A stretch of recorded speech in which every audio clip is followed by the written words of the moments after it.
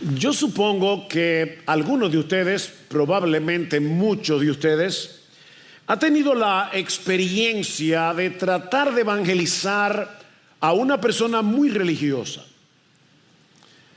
que a pesar de su religiosidad, o como dirían en el día de hoy, a pesar de su espiritualidad, se resiste a aceptar la verdad pura y simple del Evangelio. Toda su vida ha girado en torno a las prácticas de su fe, se ha aferrado a sus rituales, a sus ceremonias, confiando en que cada una de esas cosas lo acercará más a Dios. Así que cuando te escucha decir que el acceso a Dios no depende de lo que Él haga, sino de lo que hizo Jesús, todo su mundo se tambalea. ¿Han tenido esa experiencia?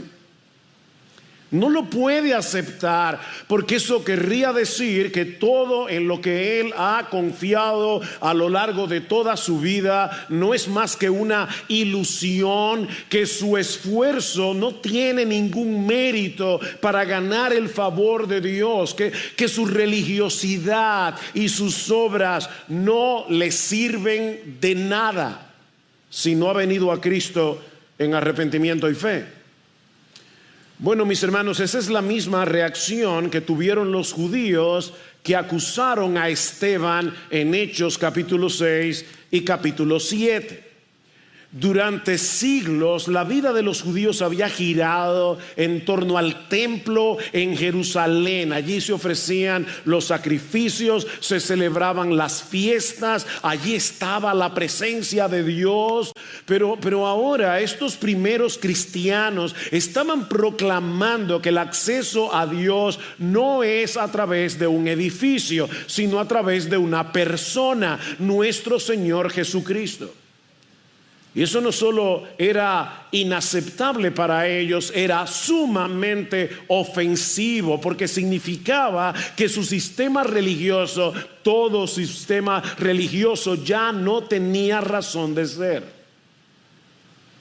Que todo aquello en lo que habían puesto su confianza no era más que una sombra que apuntaba hacia Jesús. Pero en lugar de humillarse, de rendirse a la verdad, estos judíos endurecieron sus corazones y trataron de detener el mensaje del evangelio, volcando toda su furia en el mensajero.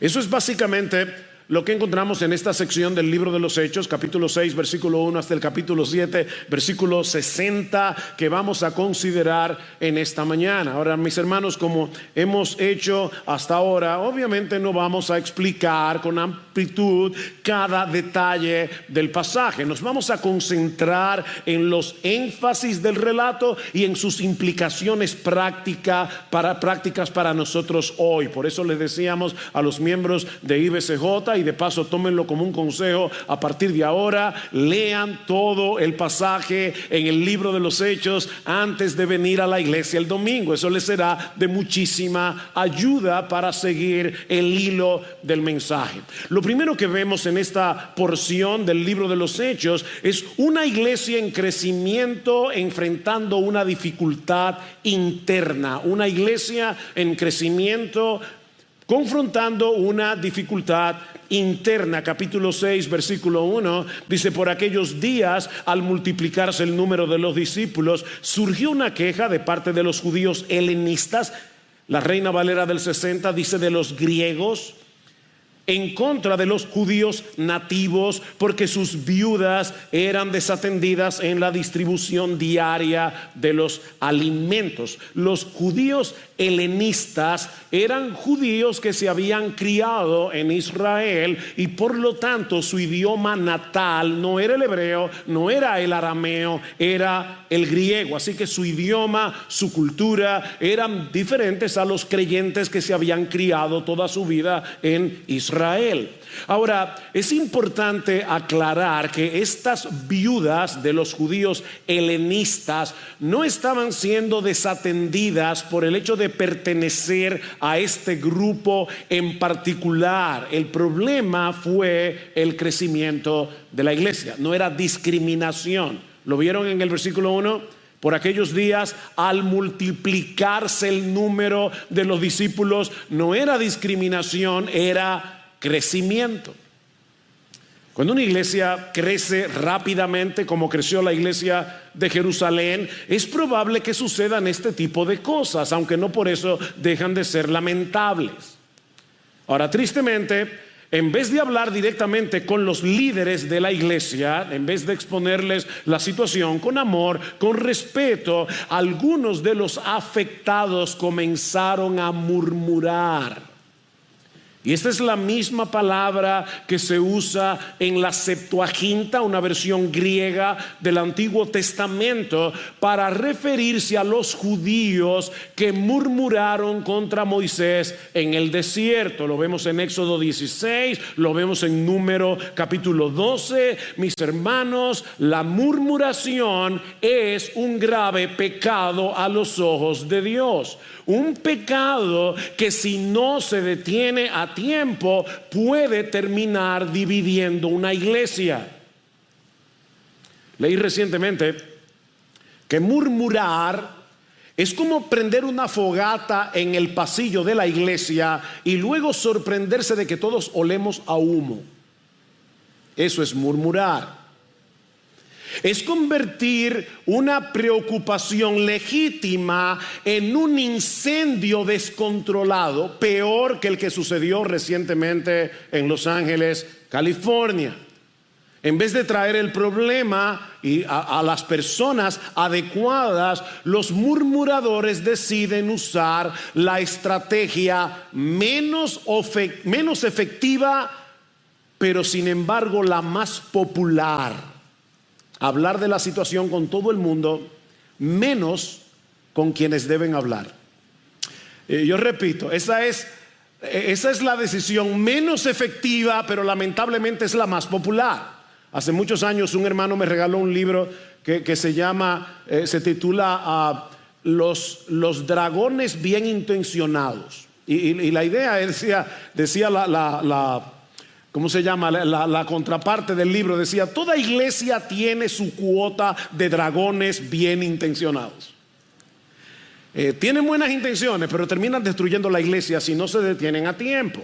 Y mis hermanos, eso es precisamente lo que está sucediendo aquí. Había un problema real. Algunas viudas estaban siendo desatendidas, pero en vez de abordar el asunto con los apóstoles, el problema empezó a cocinarse entre los miembros.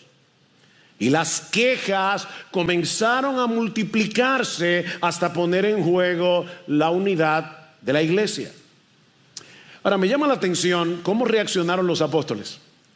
Porque por la gracia de Dios, los apóstoles no se dejaron arrastrar por la ola de quejas, ni comenzaron a repartir culpabilidades. ¿Se dieron cuenta? En vez de eso, buscaron una solución sabia, práctica y piadosa. Decidieron elegir a 7 hombres que se encargaran de la distribución de alimentos, mientras ellos continuaban dedicados a la oración y al ministerio de la palabra. Vean el versículo 2. Entonces los 12 convocaron a la congregación de los discípulos y dijeron: no es conveniente que nosotros descuidemos la palabra de Dios para servir mesas. Por tanto, hermanos, escoged de entre vosotros 7 hombres de buena reputación, llenos del Espíritu Santo y de sabiduría, a quienes podamos encargar esta tarea, y nosotros nos entregaremos a la oración y al ministerio de la palabra. Muchos buenos comentaristas entienden que en este punto de la historia se eligieron los primeros diáconos que tuvo la iglesia a lo largo de su historia. Ahora noten, los apóstoles fueron sensibles a la situación, pero no se dieron a la tentación de diluir sus prioridades. Ellos sabían que si descuidaban la predicación y la oración, la iglesia podía seguir funcionando externamente, pero espiritualmente se convertiría en un cascarón vacío. Una iglesia puede tener muchos ministerios, puede tener un montón de actividades, una estructura bien organizada, pero escúchenme bien, miembros de Iglesia Bíblica del Señor Jesucristo. Si la predicación fiel de la palabra y la oración no son el eje central de la vida y ministerio de una iglesia, tarde o temprano se secará y morirá. Parecerá que está viva porque tiene un montón de actividades, pero es como la iglesia de Sardis. Tú tienes nombre de que vives, pero estás muerta. Mis hermanos, sin una predicación fiel no hay alimento espiritual, y sin oración no hay poder del Espíritu. Es tan sencillo como eso. Sin una predicación fiel no hay alimento, y sin oración no hay poder. Necesitamos predicar y orar. ¿Y qué pasó aquí? Bueno, la propuesta agradó a la multitud, y uno de los hombres que fueron escogidos fue Esteban. Vean el versículo 5. Lo propuesto tuvo la aprobación de toda la congregación, y escogieron a Esteban, un hombre lleno del Espíritu y de fe, y a Felipe, a Prócoro, a Nicanor, a Timón, a Parmenas, a Nicolás, prosélito de Antioquía. Todos los nombres que se mencionan allí son griegos, por lo que debemos suponer que sabiamente la iglesia escogió a 7 judíos helenistas para que cuidaran a las viudas helenistas.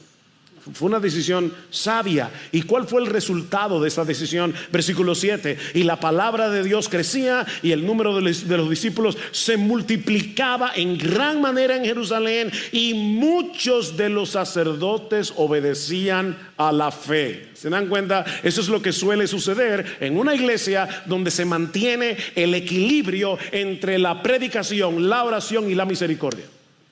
No es que ahora vamos a decir, esta va a ser una iglesia fiel en la predicación, en la oración más o menos, y la misericordia menos. No, mis hermanos, es la predicación, la oración y la misericordia. No podemos como iglesia descuidar ninguna de estas cosas.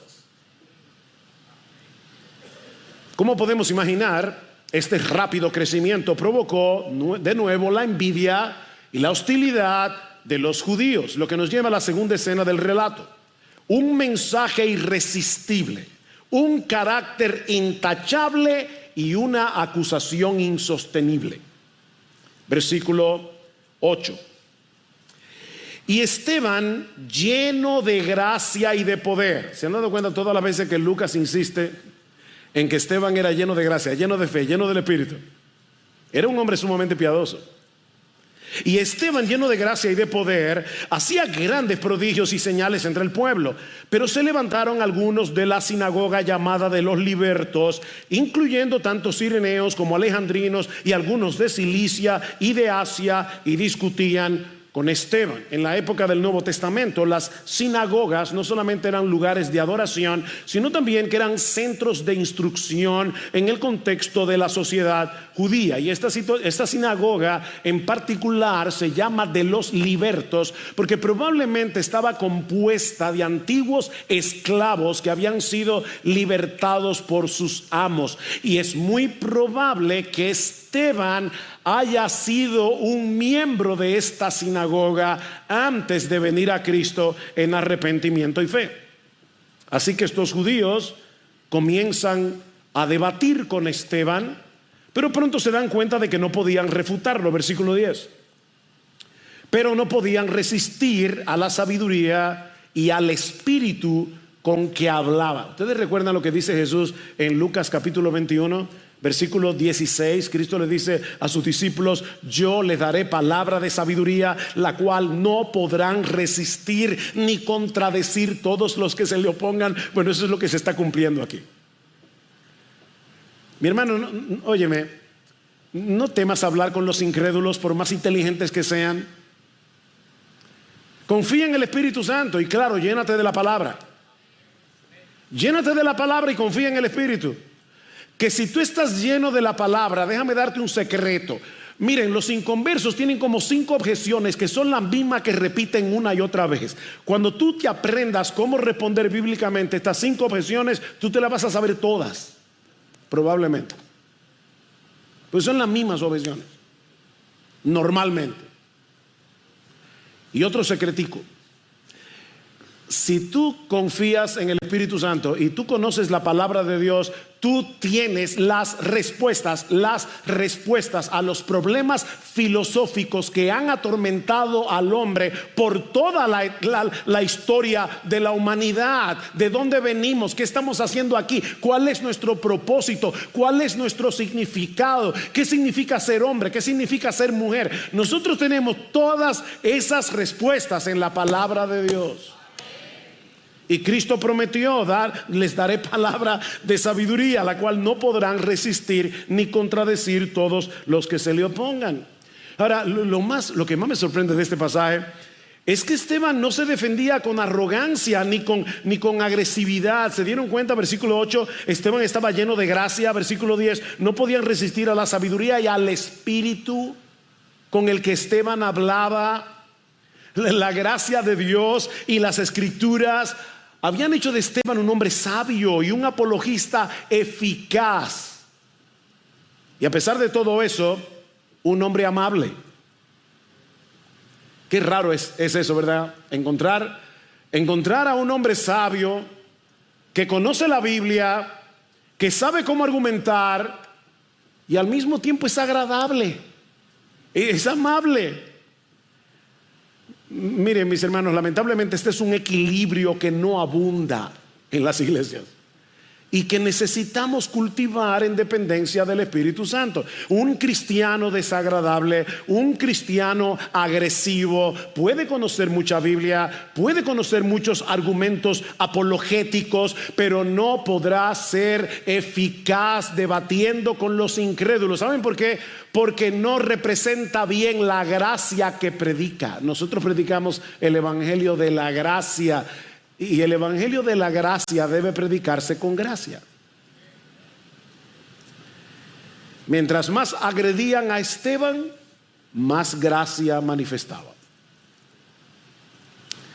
Ustedes han visto ese tipo de gente que tú lo estás atacando y atacando y atacando y siempre tiene moneda para devolver y al mismo tiempo no se sale de su casilla. Miren, cuando uno está en la posición del contrario, discutiendo con una persona así, es desesperante.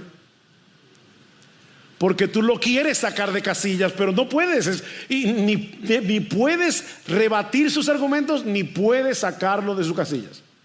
Eso es desesperante. Bueno, eso fue lo que pasó con estos judíos. En vez de reconocer la validez de los argumentos de Esteban, en vez de reconocer la gracia de su carácter, estos judíos se desesperaban cada vez más. Así que deciden hacer lo que hemos visto en el libro de los Hechos una y otra vez. Si tú no puedes ganar con la verdad, miente. Y eso fue lo que hicieron aquí. Acusar falsamente a Esteban y llevarlo ante el concilio. Versículo 13. Y presentaron testigos falsos que dijeron: este hombre continuamente habla en contra de este lugar santo del templo y de la ley, porque le hemos oído decir que este Nazareno Jesús destruirá este lugar y cambiará las tradiciones que Moisés nos legó. ¿A qué le suena eso? Las mismas acusaciones que el concilio hizo contra Jesús para condenarle a muerte. Pero entonces ocurre algo curioso. Versículo 15. Y al fijar la mirada en él, todos los que estaban sentados en el concilio vieron su rostro como el rostro de un ángel. ¿Por qué Lucas añade ese comentario?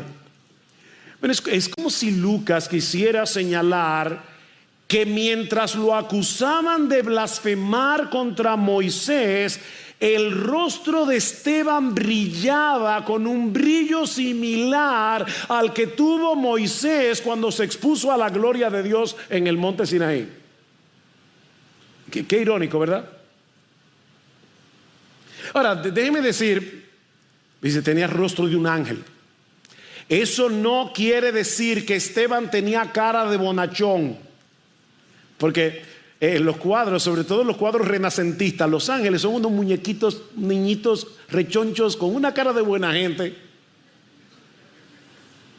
No se imaginen eso, porque los ángeles, como los pinta la Biblia, son muy diferentes. Los ángeles son mensajeros de Dios que están constantemente en su presencia. Así que lo que parece implicar aquí es que Esteban reflejaba el brillo de aquellos mensajeros fieles que estaban en la presencia de Dios. No era cara de bonachón, era cara de ángel. Ahora, ninguna de estas cosas detuvo a estos hombres para proseguir con esta farsa de juicio. Así que el sumo sacerdote llama a Esteban al concilio y lo confronta, capítulo 7, versículo 1. Y el sumo sacerdote dijo: ¿es esto así? Y aquí comienza el discurso de Esteban. Es el discurso más extenso que encontramos en el libro de los Hechos. Es el que le sigue en extensión en el libro de los Hechos. Es la mitad de extenso que este discurso. Así que Lucas se tomó el tiempo para darnos este discurso lo más íntegro posible. Lo que nos lleva a la tercera escena de este relato: una defensa bíblica y confrontadora. Recuerden cuál era la acusación. Esteban está blasfemando contra el templo. Esteban está blasfemando contra la ley de Moisés. Así que Esteban decide hacer un recuento bíblico de la historia de Israel desde sus inicios, para demostrar que sus acusaciones no solo eran infundadas, sino que manifestaba una profunda ignorancia de sus mismas escrituras. Cuando uno lee el discurso de Esteban, y si tú lo leíste en tu casa antes de llegar aquí, espero que sí, quizás puedes pensar que era una cadena de versículos de la historia, versículo, otro versículo y otro versículo, sin un orden particular. No, hermanos. Este discurso fue espectacular y con un orden muy específico. Lo que hace Esteban aquí es tomar la historia de Israel y a partir de esa historia traer 3 argumentos que demuestran su punto. En primer lugar, Esteban demuestra por las escrituras que la manifestación de la gloria de Dios nunca ha estado confinada exclusivamente a la nación de Israel o a la ciudad de Jerusalén, y mucho menos al templo. Recuerden, tú estás blasfemando contra el templo. Pero déjenme decirles, le dice Esteban, lean su propia historia, porque a través de toda la historia de nuestra nación es más que evidente que la gloria de Dios nunca ha estado solo confinada ni a Israel, ni a Jerusalén, ni al templo. Versículo 2. Y él dijo: escuchadme, hermanos y padres, el Dios de gloria apareció a nuestro padre Abraham cuando estaba en Mesopotamia, antes que habitar en Harán, y le dijo: sal de tu tierra y de tu parentela y ve a la tierra que yo te mostraré. ¿De dónde era Abraham? Abraham era de Ur de los Caldeos. Y si tú buscas en un mapa, te vas a dar cuenta que Ur de los Caldeos se encuentra nada más y nada menos que a 1100 kilómetros de la ciudad de Jerusalén. Así que antes de que Israel existiera como nación, la gloria de Dios se había manifestado a Abraham en Mesopotamia. Y luego, ¿dónde se manifestó? Se manifestó en la vida de José cuando estaba en Egipto. Noten el versículo 9. Recuerden, yo no voy a ir versículo a versículo de este discurso. Versículo 9. Y los patriarcas tuvieron envidia de José y lo vendieron para Egipto. Pero Dios, el mismo Dios de gloria que se había manifestado a Abraham en Mesopotamia, ahora se estaba manifestando en la vida de José. Y si de nuevo buscan un mapa, se van a dar cuenta que Egipto se encuentra muy lejos de la ciudad de Jerusalén. Esteban continúa relatando cómo el Señor se le apareció a Moisés en una zarza ardiente, y tampoco fue en Israel, fue en el monte Sinaí. Versículo 33. Dice: pero el Señor le dijo: quítate las sandalias de los pies, porque el lugar donde estás es tierra santa. ¿Por qué es tierra santa? Porque allí se estaba manifestando en esa zarza la gloria de Dios. Versículo 38. Este Moisés es el que estaba en la congregación en el desierto, junto con el ángel que le hablaba en el monte Sinaí, y con nuestros padres, el cual recibió palabras de vida para transmitirla a vosotros. ¿Dónde pasó eso? Eso pasó en el Sinaí. Así que la gloria de Dios estuvo en Mesopotamia, la gloria de Dios estuvo en Egipto, la gloria de Dios estuvo en el desierto. La gloriosa presencia de Dios no estaba limitada a un territorio geográfico. La presencia de Dios no estaba limitada a un edificio. En segundo lugar, segundo punto del mensaje de Esteban. Esteban les demuestra que a lo largo de su historia los judíos habían rechazado consistentemente a todos los mensajeros que Dios le había enviado. Es un rechazo consistente. Ya vimos en el versículo 9 que los patriarcas despreciaron a José, a pesar de que Dios estaba con él. En otras palabras, ¿a quienes rechazaron los patriarcas? Rechazaron al hombre de Dios. En los versículos 20 al 29, Esteban relata cómo los israelitas también rechazaron a Moisés en Egipto, porque no entendieron que él era el libertador que Dios les estaba enviando. Argumento que Esteban repite en el versículo 35. Dice: este Moisés a quien ellos rechazaron, diciendo: ¿quién te ha puesto por gobernante y juez? Es el mismo que Dios envió para ser gobernante y libertador, con la ayuda del ángel que se le apareció en la zarza.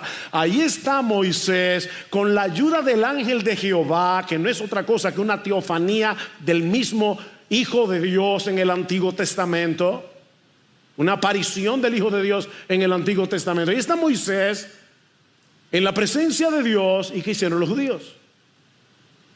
Los rechazaron a él y a su mensaje. Recuerden que Dios le había dado palabra de vida para que la transmitieran al pueblo, pero ellos rechazaron a Moisés y a su mensaje. Y luego en los versículos 36 al 41, Esteban les demuestra que los judíos no solo volvieron a rechazar a Moisés durante el éxodo, sino que lo que es todavía 1000 veces peor, cayeron en la idolatría, dirigidos nada más y nada menos que por Aarón. ¿Y quién era Aarón? El primer sumo sacerdote. ¿Qué sabio es Esteban? ¿Quién fue que le hizo la pregunta al principio en el versículo 1? El sumo sacerdote. Y ahora Esteban le va a decir: déjame decirte lo que hizo el primer sumo sacerdote al que tú representas. Llevó al pueblo a apartarse de Dios y a hacer un ídolo con un becerro de oro. Versículo 36. Este hombre Moisés los sacó haciendo prodigios y señales. ¿Qué estaba haciendo Esteban? Prodigios y señales. ¿Qué hizo Jesús? Prodigios y señales en la tierra de Egipto, en el Mar Rojo y en el desierto por 40 años. Este es el mismo Moisés que dijo a los hijos de Israel: Dios os levantará un profeta como yo, Jesús, entre vuestros hermanos. Este es el que estaba en la congregación en el desierto junto con el ángel que le hablaba en el monte Sinaí, y con nuestros padres, el que recibió palabras de vida para transmitirla a vosotros, al que nuestros padres no quisieron obedecer, sino que lo repudiaron, y en sus corazones se volvieron a Egipto, diciendo a Aarón: haznos dioses que vayan delante de nosotros, porque a este Moisés que nos sacó de la tierra de Egipto no sabemos lo que le haya pasado. En aquellos días hicieron un becerro y ofrecieron sacrificio al ídolo, y subrayan esto: se regocijaron en las obras de sus manos. Y en un momento van a entender por qué le digo que subrayan eso. ¿Se dan cuenta de lo que está pasando aquí? Rechazaron a José, rechazaron a Moisés, rechazaron a Esteban, obviamente. Pero ahora, en tercer lugar, Y esta es la parte neurálgica del discurso de Esteban.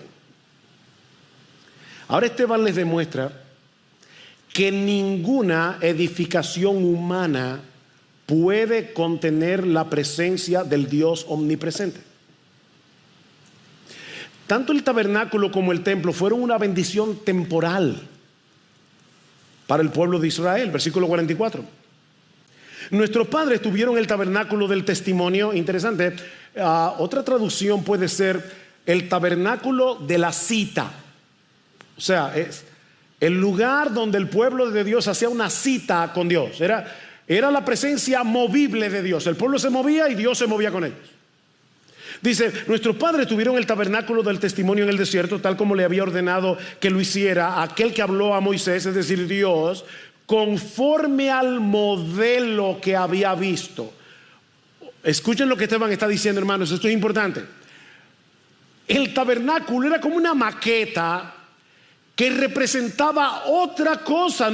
No podemos pensar que el tabernáculo era un fin en sí mismo. Lo glorioso del tabernáculo era que representaba algo más glorioso. ¿Y qué era eso más glorioso que representaba el tabernáculo?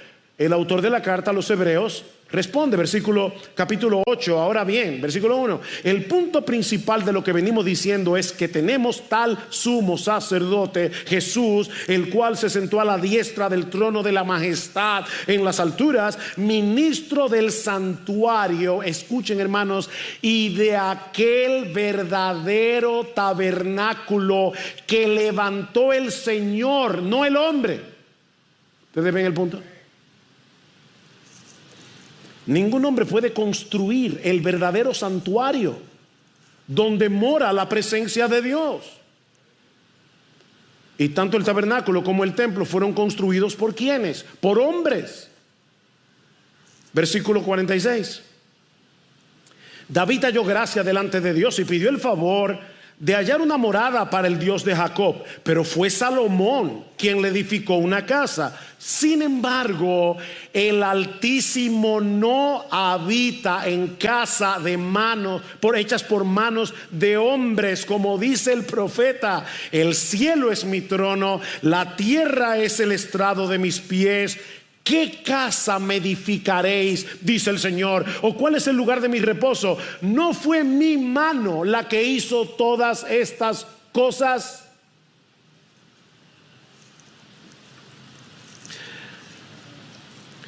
Mis hermanos, aquí hay una sutil pero poderosa conexión que fácilmente podemos pasar por alto. Vean otra vez en sus Biblias el versículo 41. Ahí dice que ellos adoraron a un becerro, obra de sus manos. Luego en el versículo 48 dice que el Altísimo no habita en templos hechos por manos humanas. ¿Qué es lo que Esteban está queriendo decir? Bueno, así como los judíos construyeron con sus manos un becerro de oro y le rindieron adoración, liderados ahora nada más y nada menos que por Aarón, el sumo sacerdote, estaban adorando al templo. El punto de Esteban es: ustedes hicieron un ídolo en el desierto y ahora hicieron del templo un ídolo hecho por manos humanas. En vez de poner su confianza en aquel a quien el templo representaba, ustedes han puesto su confianza en el templo mismo. Ustedes recuerdan lo que Jesús les dijo en cierta ocasión a los judíos. Dijo: uno mayor que el templo está aquí. Uno mayor que el templo está aquí. Leí recientemente una historia que ilustra perfectamente qué es lo que está sucediendo con estos judíos. Imagínense que a un niño sus padres les regalan un carro de juguete. No sé cuántos de ustedes recuerdan, bueno, es de mi generación, yo no sé si eso existe todavía, pero los carros Matchbox, eso existe. Son unos carritos de juguete, eran geniales en mi época. Pero el punto es que estos padres le regalan un carrito Matchbox o de juguete a este niño de 8 años y le dicen: hijo, cuando cumplas 16 te vamos a regalar un carro de verdad. Este carrito es solamente un adelanto de lo que está por venir. Cuando el muchacho crece, cuando cumple 16 años, su padre le entrega las llaves de un carro nuevo y le dice: hijo mío, ahí está el carro. Pero resulta que el muchacho lo rechaza, diciéndole a su papá: no, gracias, yo tengo mi carrito. Desde que tengo 8 años, es mi carrito. ¿Por qué me lo quieren quitar? Y cuando su padre intenta explicarle que ese carro de plástico nunca fue el objetivo final, era una señal de algo mayor, el joven termina molestándose y le responde: ¿cómo me vas a quitar mi carrito? ¿No entiendes lo importante que ese carro es para mí? Suena ridículo, ¿verdad? Eso es exactamente lo que hicieron los líderes religiosos con el templo. Dios les había dado el templo como una sombra de algo infinitamente mayor, la presencia misma de Dios en la persona de su Hijo. Ustedes recuerdan Juan 1:14, y aquel verbo se hizo carne y habitó entre nosotros y vimos su gloria, gloria como del unigénito del Padre, lleno de gracia y de verdad. Pero en lugar de recibir el cumplimiento de la promesa, estos judíos se aferraron al símbolo y rechazaron la realidad. En otras palabras, ellos abrazaron la maqueta y despreciaron a aquel a quien la maqueta representaba. Así que entonces, ¿quiénes son los que en realidad están despreciando la ley y están despreciando al templo? ¿Saben lo que ha hecho Esteban muy sabiamente? Tomó la historia de Israel, comenzó a encadenar versículo con versículo hasta convertir a los acusadores en acusados. Vean el versículo 51. Vosotros, ahora ya recuerdan la cara de ángel. Él sigue teniendo todavía cara de ángel en este momento. Vosotros que sois duros de cerviz e incircuncisos de corazón y de oídos, resistís siempre al Espíritu Santo, como hicieron vuestros padres, así también hacéis vosotros. ¿A cuál de los profetas no persiguieron vuestros padres? Ellos mataron a los que antes habían anunciado la venida del justo, a Jesús, del cual ahora vosotros os hicisteis traidores y asesinos, vosotros que recibisteis la ley por disposición de ángeles y sin embargo no la guardasteis. ¡Wow! Miren, Esteban sabía que eso podía costarle la vida, y de hecho le costó la vida. Pero aquí tenemos a un hombre lleno del Espíritu Santo, no lleno de temor. ¿Qué les dice Esteban? Ustedes llevan en su cuerpo la marca de la circuncisión, que representa al pueblo que pertenece a Dios. Pero ¿saben qué? Vuestros corazones están muy lejos de ese Dios al que ustedes creen que pertenecen. Ustedes son circuncisos en su carne, pero son incircuncisos de corazón y son incircuncisos de oídos.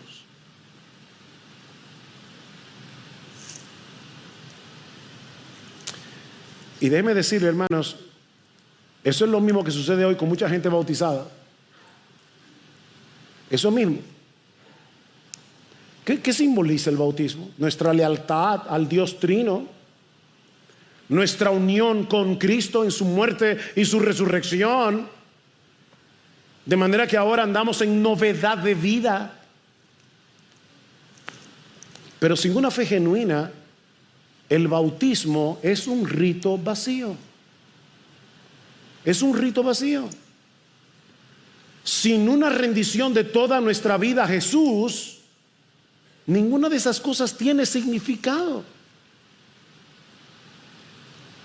Obviamente, a estas alturas, el discurso de Esteban ya es insoportable para los judíos.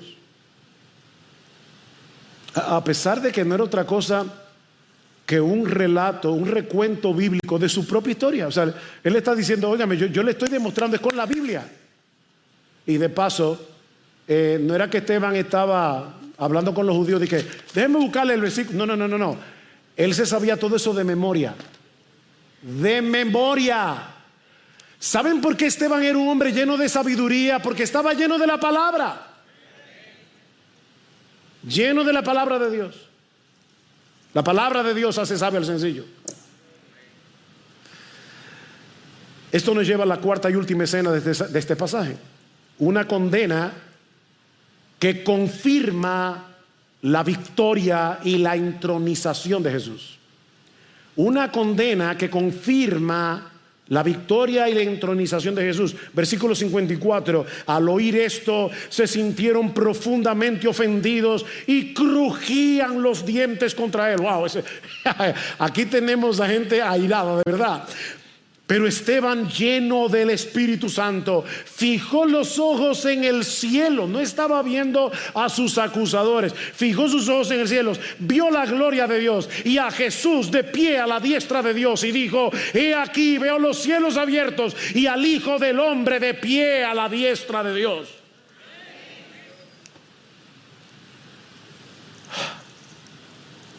¿Se dan cuenta, hermanos, qué es lo que significa esto?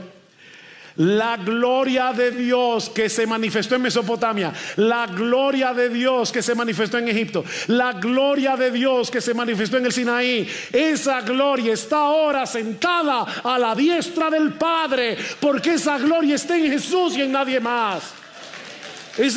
Ahí era donde Esteban quería llevar el discurso. Esta gloria de Dios resplandece en aquel en quien habita corporalmente toda la plenitud de la deidad, dice Pablo en Colosenses 2:9. ¿Qué discurso? Jesús es el verdadero templo donde brilla en todo su esplendor la magnífica gloria del magnífico Dios que se revela en su palabra. Esteban tuvo el privilegio de ser el primer cristiano en ver a Jesús en su estado glorificado. Antes de que Pablo lo viera en Damasco, camino a Damasco, antes de que Juan lo viera en Apocalipsis, Esteban fue el primer cristiano que tuvo ese privilegio. Y no sé si notaron un detalle importante aquí. Una de las cosas que insiste el autor de la carta a los Hebreos es que Jesús está sentado, pero aquí está de pie. ¿Se dieron cuenta? 2 veces dice de pie, de pie. Es como si Jesús se hubiera puesto de pie cuando le dio a Esteban la capacidad de mirar su gloria, como aquel que se levanta del trono no solamente a vindicar a su siervo, sino a recibirle con los brazos abiertos. Aquí te espero, hijo mío.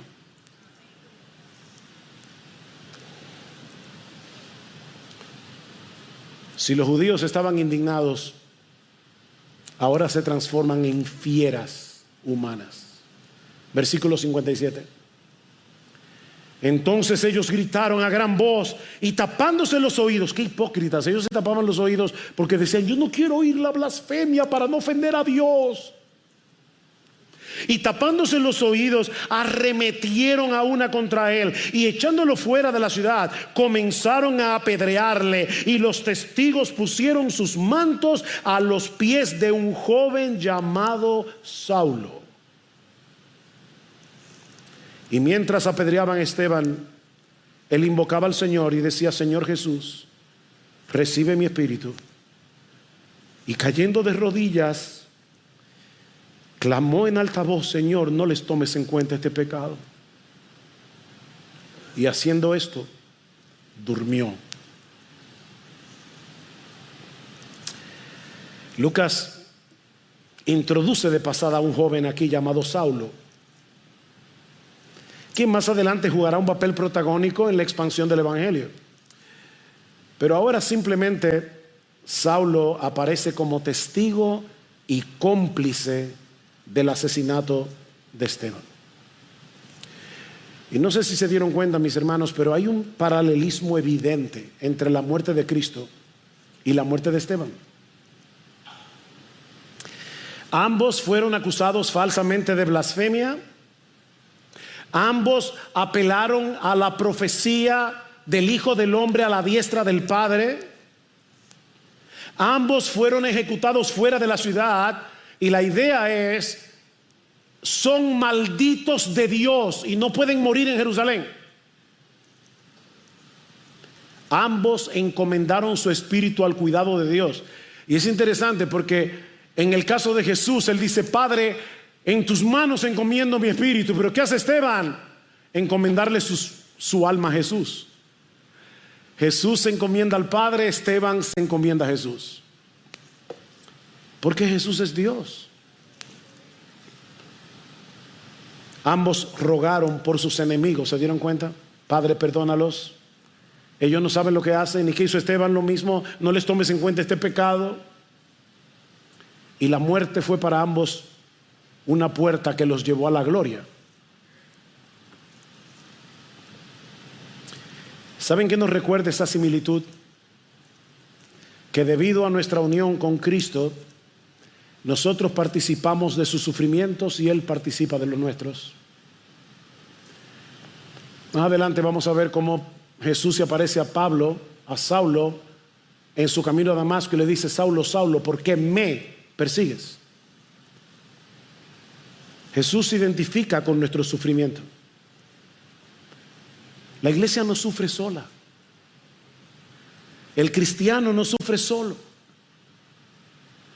Cristo está a la diestra del Padre, pero no es indiferente a la aflicción de su pueblo. Él está a nuestro lado en el sufrimiento. Oh, mi hermano, yo sé que hay muchos hermanos y hermanas aquí que están pasando situaciones aflictivas muy difíciles. Y he rogado al Señor que esto sea de consuelo para ti, como lo fue para mí. Él está a nuestro lado en el sufrimiento. Él nos sostiene en medio de la prueba. Y lo que es todavía más misterioso, Jesús se vale de nuestro sufrimiento para hacer avanzar su obra en el mundo. ¿Cuál fue la orden que el Señor le dio a los discípulos en Hechos 1:8? Me seréis testigos en Jerusalén, en toda Judea, en Samaria, hasta lo último de la tierra. Esta iglesia estaba creciendo y creciendo y creciendo allí en Jerusalén, todos juntitos, nadie se quería ir. ¿Qué hizo el Señor? Permitió que se levantara una persecución, y Esteban no lo sabía, pero su muerte fue lo que abrió la puerta a la empresa misionera. ¿Qué dice el capítulo 8? Saulo estaba de completo acuerdo con ellos en su muerte. En aquel día se desató una gran persecución en contra de la iglesia en Jerusalén, y todos fueron esparcidos. No vamos a ver ese texto hoy, lo veremos cuando toque Hechos 8, pero la palabra que se usa allí como esparcido significa diáspora. Es cuando el sembrador esparce las semillas en el campo para que crezca una gran cosecha. Y esa es la palabra que está usando Esteban aquí. No es un exilio, es una diáspora. Todos fueron esparcidos por las regiones de Judea y Samaria, excepto los apóstoles. ¿Y qué hicieron? Versículo 4: así que los que habían sido esparcidos iban predicando la palabra. Y al predicar la palabra, así nació la iglesia en Antioquía. Y en la iglesia de Antioquía fue la iglesia que luego enviaría a Pablo y a Bernabé a la obra misionera en toda Asia y luego en Europa. ¡Wow! ¿Quién detiene a Dios?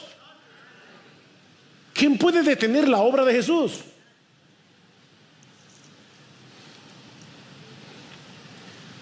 Así que los líderes religiosos de Israel, con Saulo a la cabeza, creyeron que podían detener la propagación del evangelio eliminando al mensajero, pero su odio y su violencia no hicieron más que activar la obra misionera de la iglesia primitiva.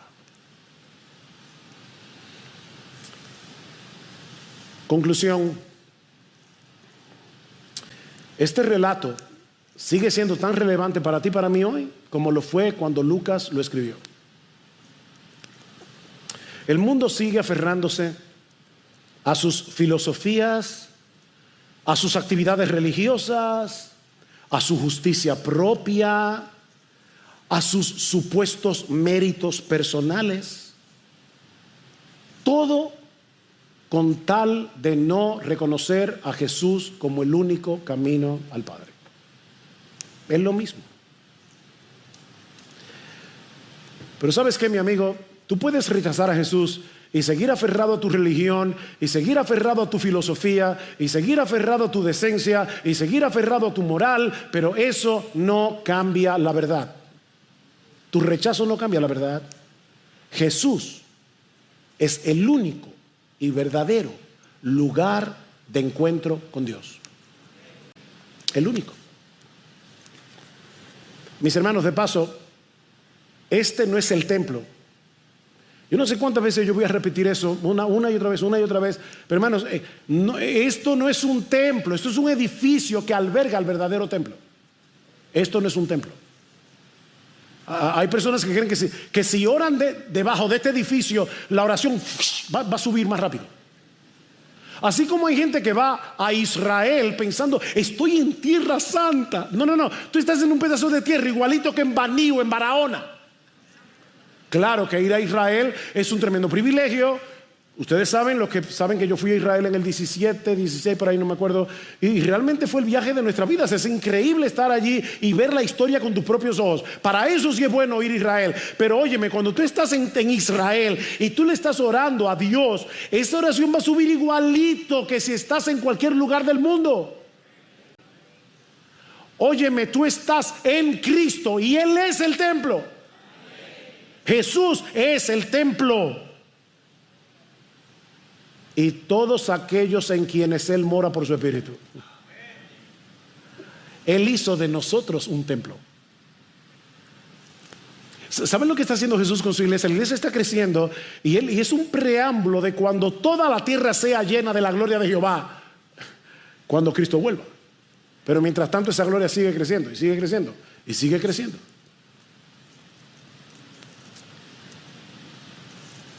Y mis hermanos, tú y yo necesitamos tener esa perspectiva y esa visión del Cristo glorificado. Tú y yo necesitamos ver a Cristo como Esteban lo vio.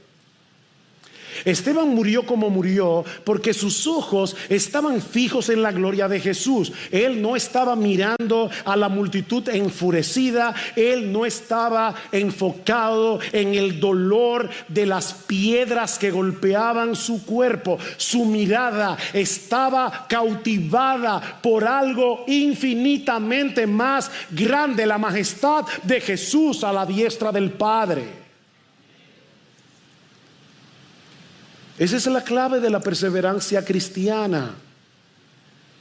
No resistimos al pecado simplemente por fuerza de voluntad, ni soportamos la oposición y las aflicciones de este mundo con una actitud estoica o indiferente. No, permanecemos firmes porque tenemos los ojos abiertos a la gloria de Cristo revelada en su palabra, contemplando como en un espejo la gloria del Señor. Somos transformados de gloria en gloria en la misma imagen como por el Espíritu del Señor, dice Pablo.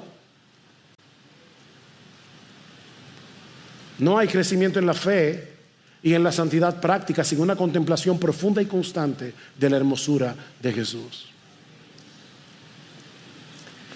Y no hay mayor consuelo en tiempos de aflicción que saber que Él está sentado en su trono y que Él no es indiferente a nuestro sufrimiento. Él no es un espectador distante. Él es el sumo sacerdote, el verdadero sumo sacerdote, que se compadece y que intercede por nosotros. Jesús es el Rey que nos sostiene, es el pastor que nos conduce a la gloria. Así que si tú eres creyente, levanta tus ojos al cielo. No pongas tu esperanza en lo que este mundo te puede ofrecer. Mi hermano, no vivas para lo pasajero y temporal. Fija tu mirada en el Rey de Gloria y deja que esa visión moldee cada aspecto de tu vida. Pero si aún no has venido a Cristo, déjame decirte lo que esto significa para ti. Esteban vio el cielo abierto y a Jesús de pie para recibirlo con los brazos abiertos en su presencia. Pero mi amigo, ¿sabes qué? Si tú rechazas a Jesús, el día de tu muerte te encontrarás también con Él de pie, pero no para recibirte como un amigo, sino para juzgarte como tu juez. Mi amigo, no hay acceso al Padre si no es a través de Jesús. Yo soy el camino, dice Jesús. Yo soy el camino, la verdad, la vida. Nadie viene al Padre sino por mí. No hay perdón fuera de su sangre. No hay vida fuera de su gracia. No salgas de aquí resistiendo la verdad, como aquellos líderes religiosos que terminaron apedreando a Esteban. Mi amigo, no hagas de tu propio orgullo tu templo idolátrico. Ese es el problema de mucha gente. Han hecho de su orgullo un templo idolátrico que le impide ver la gloria de Jesús. Mi amigo, deja de adorarte a ti mismo y ríndete a Él. Confía en su obra de redención. Y esa gloria que Esteban contempló aquel día, esa gloria comenzará a transformarte hoy, aquí y ahora, y vas a contemplar esa gloria cuando estemos en su presencia por los siglos de los siglos. Mi amigo, ven al Rey de Gloria, que todavía tiene los brazos abiertos para recibirte por la fe.